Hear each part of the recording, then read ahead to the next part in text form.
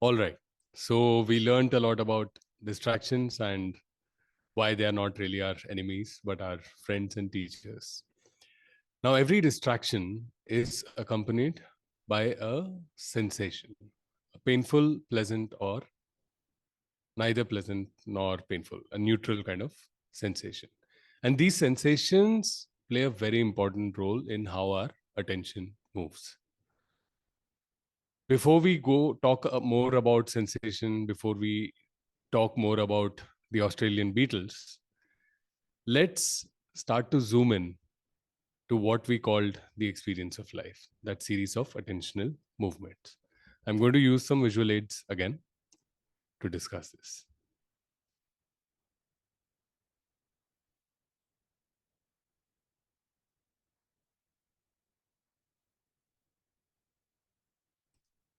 Yesterday, we talked about how our experience of life is a series of attentional movements. What exists in our attention exists in our experience of life. What does not exist in our attention does not exist in our experience of life. These bubbles that you see here, they can be thought of as representing attentional objects. That is, wherever your attention is placed at a particular point of time. The dotted line is representing a timeline, and from time to time, your attention is shifting from one attentional object to the next. You're already seeing this in your practice when it goes from your object of meditation to some other thought, right? If we look at this, attention being in one place and then moving to another place, we see that this entire time series, right, this entire timeline that we are saying represents our experience of life, is just a series of attentional objects, attentional movement, next attentional object, attentional movement, and so on. We can almost think of this as a building block or a repeating unit that constitutes our experience of life. With that in mind, it makes a lot of sense for us to zoom into what's happening, right? So we can look at one building block and use that to understand how our life is unfolding. It's a very big claim, but as you start progressing in your meditation, you'll find that it's the same thing happening again and again. You are in one place thinking about something, you have a certain relationship with it. Then you're in another place, you're thinking about something, you have a certain relationship with it. Somewhere in the middle, your entire worldview, your personality, your priorities, etc., change to suit that attentional object, right? So this entire change happened. In a way, you can say that every moment when your attention moves from one worldview, one attentional object to the next, you're recreating a reality and inhabiting that, right? That's maybe a bit meta at this stage, but over the course of the retreat, over the course of our discussions, over your progress in your practice, you're going to start seeing this for yourself. So what we're going to do to understand this is take an example. Okay, so we talked about our attention being in one place and attention then going to completely different place, right? So let's take an example at a person who's maybe walking in a market and they are thinking about a very important presentation that they have to make the next day. So they're completely in that mode as a employee, as a professional, going to maybe investors, going to vendors, partners, going to clients, whatever it is. They have to make this presentation. They're completely thinking about that. And they pass a bakery, right? So one thing that bakeries have been really good at doing for as long as I can remember, definitely, is to make sure their exhaust is pointed out in the street. So when you walk by, I know I've experienced this many times and been suckered into it. You smell the lovely smell of freshly baked goods, right? So let's imagine this person is walking by and they smell this.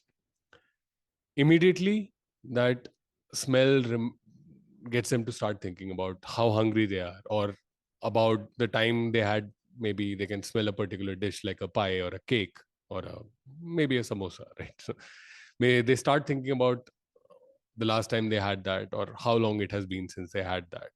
They start thinking about whether it is healthy or not to indulge in that, how hungry they are, right? Lots of things can come up in their mind, and suddenly this person who's in the mode of a professional, wants to do something, get some objective by making that presentation, is now evaluating whether they should go in and have that or not, or being nostalgic about other times they've had, whatever. They're gone into a completely different universe, so to speak, right? So this unit, so how did this process happen, right? So we need to zoom into this. And this is something you will start to see in your practice also. As you sharpen your mindfulness, as your mind starts seeing the movement from, say, sending that wish of happiness to yourself and maybe suddenly thinking about the India-Pakistan cricket match that's today, went from a completely different place. You're looking at investing time in improving yourself to maybe being a, fan that's really, really emotionally invested in one outcome or the other, right? So you make that entire transition, right? So let's zoom into what's happening. Our window to the world are 6 channels of information that we call so for us, these are 6 sense spaces. And the eye is an obvious sense space, nose, ear, the body, tangibles, right? So it's a important sense space. The tongue is a important sense space. So these sense spaces we are all aware of. We can also think of the mind as a sense space or a channel, because if we think of these sense spaces as our window to reality, right? So signals or informations coming at each of these doors are determining what we really experience. So light can start off your visual experience, smells can start off olfactory experience, and a thought can start a mental experience. So these sense spaces are where it starts to happen. But just these sense spaces don't do anything by themselves, right? So if you're not walking past that bakery, if you're not smelling that freshly baked pie, you're not going to start thinking about it. Maybe you'll continue thinking about your presentation, right? So something has to happen at one of these doors to actually get you to start thinking about something else or go to some other attentional object, right?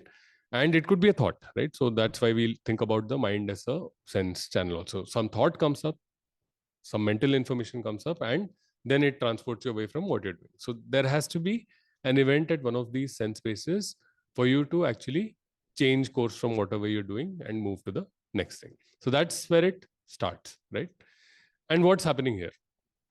You have your sense space, you have something in the world, something in your mind, some information that is coming, right? In this case, in the example that we gave, you have the nose as a sense space, and you have the smell of the pie as a sense information, right? And along with that, you have the ability to process that information. So if it was a smell that you could not smell, or for example, as we get older, we stop listening to certain frequencies of sound, right? So if it is a sound that you cannot hear, that's not useful either, right? You may have the sense base, you may have that information, but if you can't process that information, it's not useful. So when these 3 things come together, the sense space, working sense space, uh, information that is processed by able to be processed by that sense space, and the information processing ability kicking in, right?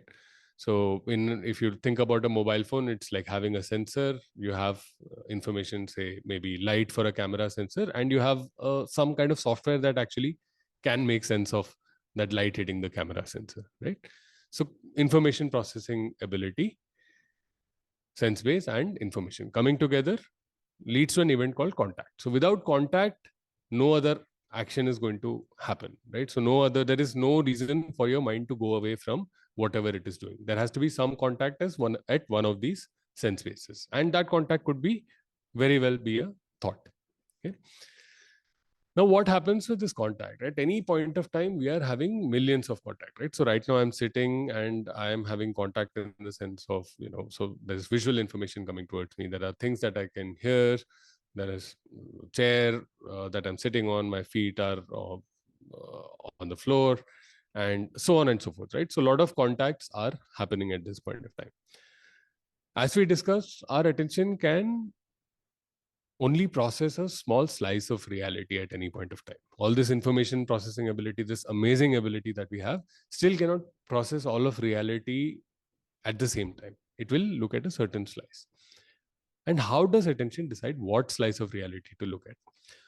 This is governed by something called sensation or feeling, right? So this is what I'm presenting is actually taught in great detail by the Buddha. Contact is known as phasa or sparsh in the Pali or Sanskrit, and sensation is known as Vedana. And you might be familiar with some of these terms if you've studied Hindi or Sanskrit in the past, right? So contact leads to sensation. So once there is a contact, there will be a sensation that tells you how important it is. So for example, and this sensation can vary a lot, right? So if you're, for example, if this person was completely full, right, bursting to the gills, it's in a state where he can't even think about food, like it'll literally make him maybe nauseous, right? And he walks past, he'll have a very different sensation when he smells that pie. If the person has been starving from the morning, going to have a very different sensation. So there is a contextual element to sensation. There is a potentially genetic element also, right? So if a dog goes and looks at raw meat, it's going to start salivating immediately. If a human goes, most humans, it's unlikely that they will start salivating at that.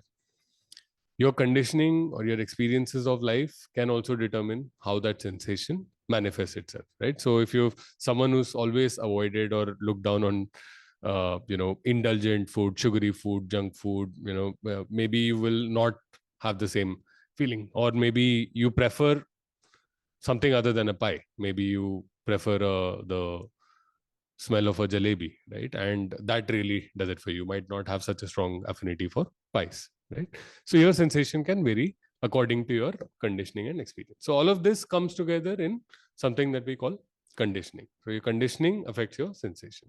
And depending on how painful, how pleasant the sensation is, it is more likely to take your attention towards it. So if someone says something that is objectionable to you, you're more likely to pay attention than if somebody's saying something neutral or not very interesting. If you read a news item that is very neutral, today's like the economy is 1% better than yesterday, right? So very, or like maybe 0.01% better than yesterday. Not something that you're very titillated by, but the kind of news that can be titillating because we are surrounded by it today, right? So the strength of a sensation actually affects the way our attention responds to it, whether our attention decides to process that slice of reality or not, right? That is starting the journey. And this is just the beginning of the journey. What we think about it, how we think about it, how much we like it, dislike it, what action we eventually take when we reach the other side of this unit of life's experience. All those things we'll start unpacking over the next few days. For now, I want you to just recognize two things, right? So one, the fact that unless there is a contact, unless there is an information event happening at one of the sense spaces or sense doors, one of these channels is getting hit by some kind of information and something is happening and a sensation is coming that is starting to engage with your attention, you don't really move from one thing to another. So if you want to understand this unit of life experience, how are we go from one moment to another, experiencing life in one way in one moment and a completely different way another moment, and so on throughout the course of our life, we need to start understanding this in much more detail. So how does this sensation relate to the story of the Australian beetle that the video that we shared earlier in the day, right? So let's look at all creatures that are alive today. Okay, so we're going to get into a little bit of understanding how evolution has designed us and other creatures, right? So all creatures today have in common one thing, right? They have each creature, each species, members of that survive long enough to be able to pass their genes. That's why they're around today. Those species that were not able to survive long enough to pass on their genes did not they went extinct. They did not survive till today, right? So us other creatures, all have this thing in common. And this means that all of us also have in common three skills that are required, right? So you have to survive long enough to pass on your genes. So that means, one, you should be able to avoid harm, right? So if you uh, get harmed or terminated, that is not going to help you to pass your genes. So you need to have some kind of mechanism, some kind of self-preservation mechanism, right? Second thing that you need to have is some kind of mechanism, interest in reproduction, right? If you have to pass on your genes.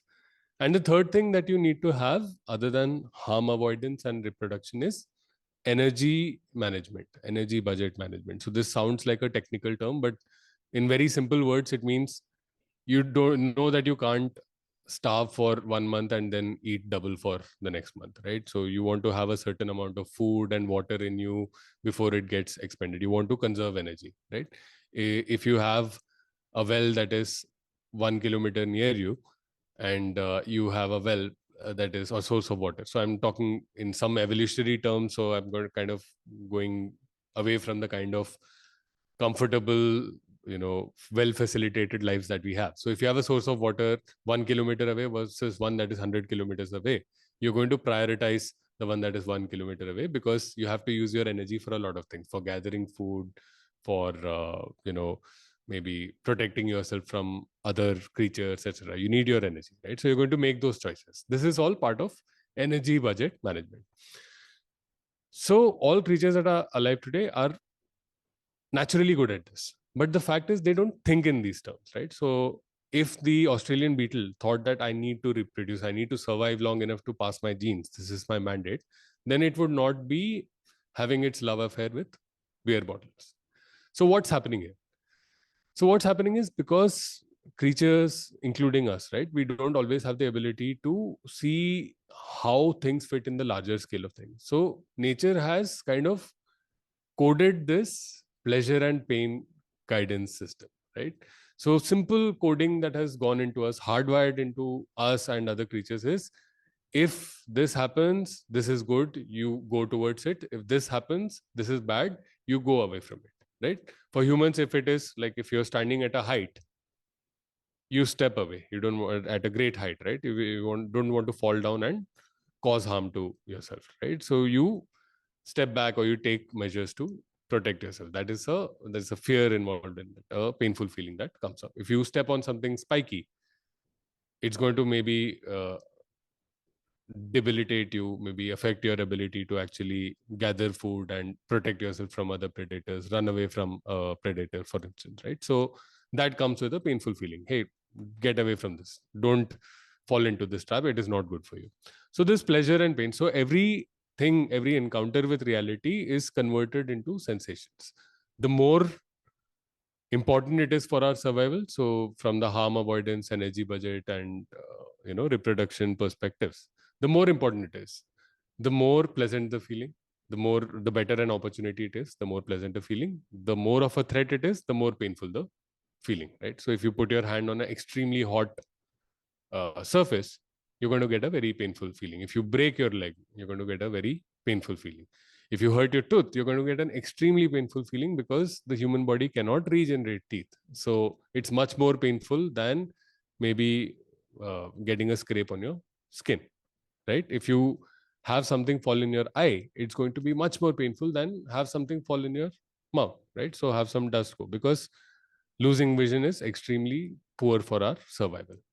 So that's how nature uses a pleasure and pain system to guide us. But this can, couple of things happen, right? So with humans, this can get transferred to a lot of things. So it's not just about survival. So for example, in some way, social recognition can become very important, can become a source of pleasure, can become a source of pain, because somewhere we have culturally attached our survival, our prospering, right, our harm avoidance, energy conservation, all this with maybe where we stand in the social pecking order, right? So this can get transferred across multiple things, and this can also get hacked, right? So in the case of the Australian beetles, this was clearly hacked. Instead of actually feeding into the underlying motivation of reproducing, simply the beetle experience that when I see something that is orange and bumpy, right? So that gives me a lot of pleasure. So I want to do certain things with it, right? And it just got hacked.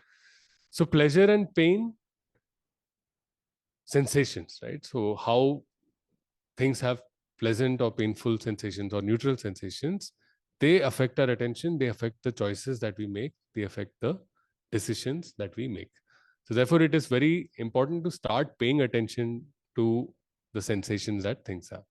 We talked about rabbit holes. Rabbit holes have very strong sensations, right? When we obsess about something that we are maybe afraid of, maybe health scare, maybe financial instability, it is accompanied with a very painful feeling. So your mind always thinks that, hey, this correlates with a big threat to life, right? So in the past, in evolutionarily, stepping on a very sharp uh, thorn, or having your foot broken, was associated with extreme pain. But here it could be a thought where you have some kind of a worry, and it can be extreme associated with a painful sensation. And because of that, the mind literally has no option but to pay attention to it. It has been wired that way. What we need to do is start to rewire our mind. Every time we use the 6 hours, when we have this kind of a sensation come up, what we are teaching the mind is, hey, last time that thing came up, it had a painful sensation, but we chose to just let it be. We chose to come back, and nothing fundamentally changed in life, right? The sky didn't fall down. We can teach our mind that, and as we start conditioning our mind, these sensations start to change as well. Things that irritate you, right? So many years back, I grew up in Delhi.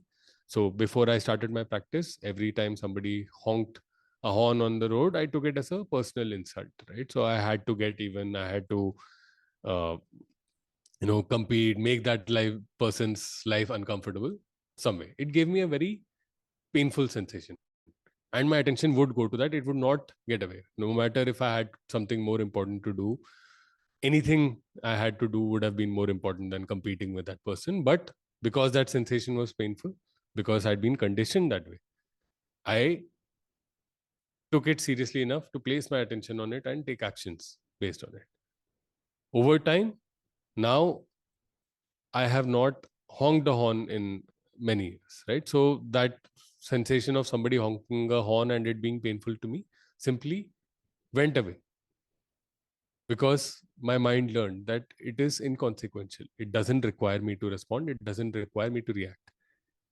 It is not important for me to drop everything that I have and go in the service of that.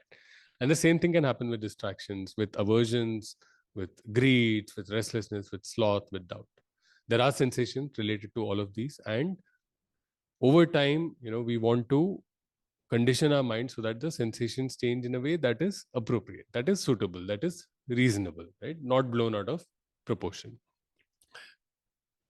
So that's how the wasps, being completely slave to that, just like, somebody honking a horn, maybe from an evolutionary perspective, it felt like your authority in the social pecking order was being challenged by someone, and therefore you must rise to the challenge. Maybe there is some kind of hardwiring that made me respond to that person in that way, right?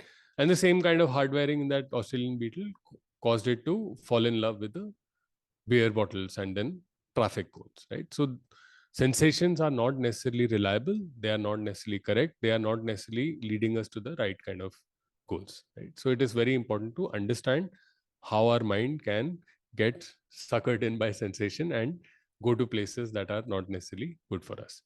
Every time we use the 6 hours, we recognize, every time we recognize that our mind is in a place that is not good for us or not what we intend to do, right? Not wholesome. We have the option of breaking that cycle, of using the 6 hours to come out of that situation. Great. So let's be smarter than the beetle and continue our progress. Allow our mind to see this, right? So no matter how intellectually we understand this, no matter how many TED Talks you see, it hardly changes your life, right? So no matter how many times you see this talk, it's not going to change your life unless you actually practice and let your mind see these things happen repeatedly. So the reason of having an object of meditation is that every time our mind goes away, right, we can bring it back, and we can start learning this process. We can start learning that unit of life's experience, start understanding it closely, start teaching our mind new lessons, new ways to behave, to be mindful, right, to see when attention goes away, to be able to bring it back to a wholesome state without fighting with reality, right? Use the 6 hours.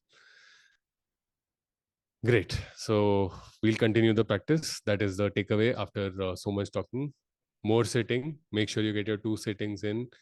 If you're hitting 30 minutes already, start sitting longer. Keep your smile going through the day, and send that wish to your friend whenever you get the opportunity. Do your active meditation as long as possible. Do your walking meditation when you get the chance. I also want to suggest a small exercise that you can do, right? To just observe sensation. It's fascinating. It's insight into how the mind works, right? So, two things. So, let me tell you the first exercise. Just open your fridge, right?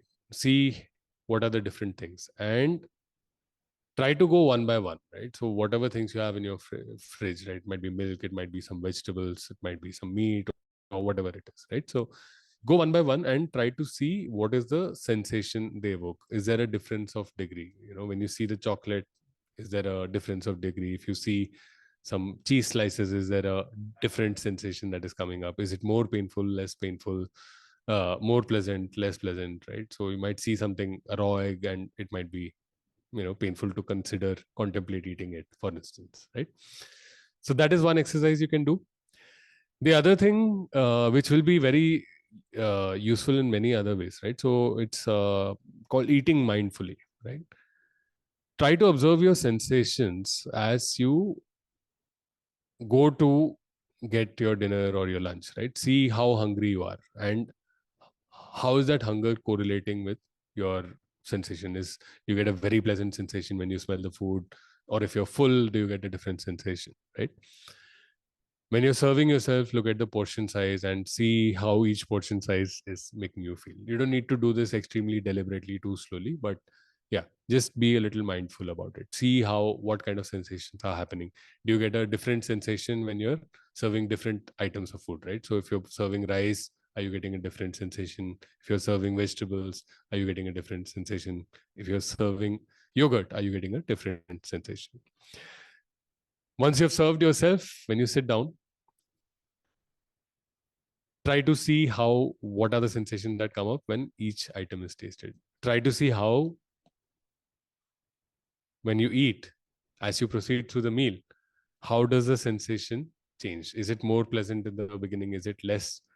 Not so, no great shakes by the end of it, right?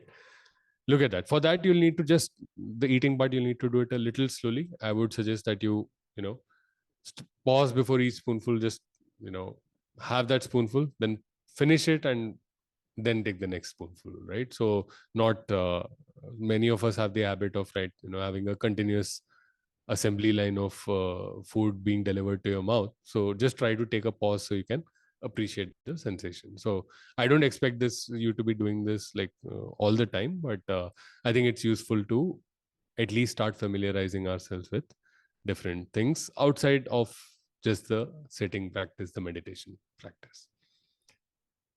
Great. So I'll pause with that. It's been a lot of territory that we have covered. Over the next few days, we're going to continue that zoom in. Talked about how that movement of attention starts with contact and then feeling. And then there's a lot of stuff that happens, going from that person who is preparing their presentation to a person who's maybe reminded of uh, you know a great time had eating pie at that particular place a few months back, right? So how you go from that to this, right? So that's a very interesting part to understand that basic building block of life's experience. Catch you soon. Do join in for the morning meditation, and we'll have more interesting things coming your way. Keep smiling, keep sending the wish to your friend, and remember to do your sittings and walking meditation. Thank you.